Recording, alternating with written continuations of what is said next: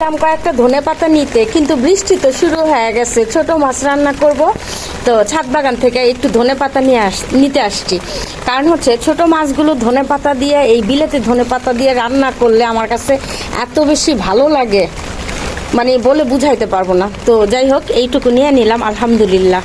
সত্যি কথা বলতে গেলে আমার বাচ্চারা ছোট মাছটা তেমন একটা খায় না, কিন্তু এই ধরনের ছোট ছোট বাইলা মাছগুলো আমার আর আমার শ্বশুর আব্বার অনেক বেশি পছন্দ। তো যাই হোক, সবসময় তো ওদের জন্য রান্না করি, আজকে না হয় নিজের জন্যই রান্না করলাম। প্রথমে পেঁয়াজগুলো একটু ভাজা নিছি, ভাজার পর এইখানে অর্ধেকটার মতো টমেটো আর পেঁয়াজ রসুন আমি ব্লেন্ড করে নিছিলাম। এটা দিয়ে একদম ভালো মতো করে ভাজা ভাজা করছি, যেন রসুনের গন্ধটা, কাঁচা গন্ধটা চলে যায়।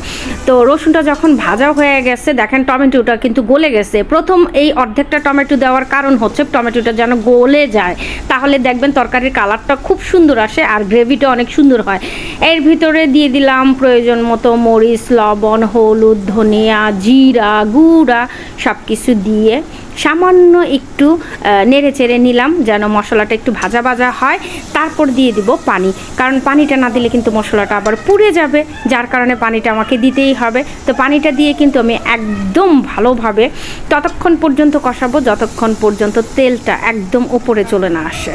তবে একটা সত্যি কথা, যত ভালো মশলা আপনি কষাবেন ততই কিন্তু আপনার তরকারির টেস্ট অন্যরকম হবে। দেখে নিশ্চয়ই বুঝতে পারতেছেন যে আদা রসুন পেঁয়াজগুলো টোটালি তেল থেকে আলাদা হয়ে গেছে। যে বাকি অর্ধেকটা টমেটো ছিল সেটাও আমি দিয়ে দিছি। আর দেখছেন ছোট ছোট বাইলা মাছ, এগুলো আমার কাছে যে কী পরিমাণ মজা লাগে সেটা আমি আপনাদেরকে বলে বুঝাইতে পারবো না।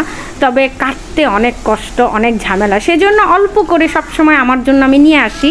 আমার শ্বশুর আব্বা, আমি যখনই রান্না করি আব্বার জন্য অর্ধেকটা পাঠাই, আমি অর্ধেকটা খাই। বাসায় তেমন একটা যেহেতু এই ছোট মাছটা পছন্দ করে না, সেহেতু আমাদের 2-3 জনের জন্যই কিন্তু এই মাছটা রান্না করা হয় বেসিকলি।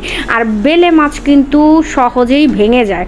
আমি কিন্তু তেমন একটা কষাই নেই মশলায় দেওয়ার পর, দেখেন পানি দিয়ে দিচ্ছি যাতে করে মাছটা না ভাঙে। অল্প একটু পানি দেওয়ার পর আর কোনো নাড়াচাড়া দেই নেই, একদম বসিয়ে রাখছি অনেকক্ষণ। একদম পানিটা টেনে গেছে, পুরাটা পানি টেনে গেছে। এখন হচ্ছে আমার মোস্ট অফ দ্য ফেভারেট বিলেতি ধনিয়া পাতা আর কাঁচামরিচটা দিয়ে কিন্তু জাস্ট 1 মিনিটের মতো আমি রান্না করব। দেন হচ্ছে চুলার আঁচটা বন্ধ করে দিব, নাতে করে যদি বন্ধ না করি তাহলে দেখা যাবে যে কাঁচামরিচটা বেশি সিদ্ধ হয়ে গেছে, ফ্লেভারটা আর নাই। ধনে পাতা দেওয়ার পরেও আমি তেমন একটা রান্না করি না, অল্প একটু, মানে হচ্ছে 1 মিনিট জাস্ট সিদ্ধ হওয়া পর্যন্ত, তারপর ঢেকে রাখলেই আপনার কাঙ্ক্ষিত রেজাল্টটা পেয়ে যাবেন।